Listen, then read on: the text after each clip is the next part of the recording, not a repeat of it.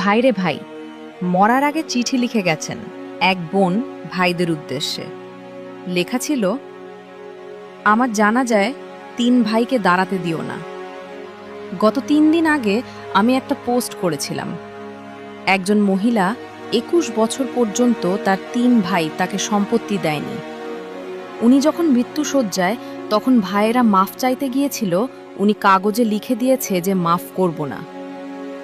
আজকে ওই মহিলা মারা গেছেন। মৃত্যুর আগে তার বড় ছেলের কাছে উনি লিখে দিয়ে গেছেন উনার জানা যায় 3 ভাইকে যেন দাঁড়াতে না দেওয়া হয়।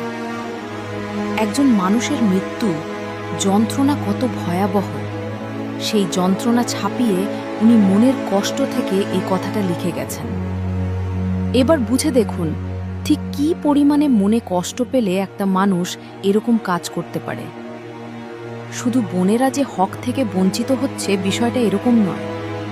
অনেক সময় ভাই মারা যাওয়ার পরে ভাইয়ের ছেলেকে মেয়েকেও হক থেকে বঞ্চিত করা হয়। এরকম অনেক আমরা দেখি। যার যেটা প্রাপ্য সে যে ব্যক্তিই হোক না কেন তাকে তারটা বুঝিয়ে দিতে হবে। ইনসাফ যেই প্রতিষ্ঠা করবে না তাকেই কঠিন জবাবের মুখোমুখি হতে হবে। এই মহিলা চলে গেছেন, কিন্তু আমাদের সমাজের জন্য একটা গুরুত্বপূর্ণ মেসেজ দেখে গেছেন। আপনার মতামত জানাবেন, মহিলা কি ঠিক কাজটা করলো?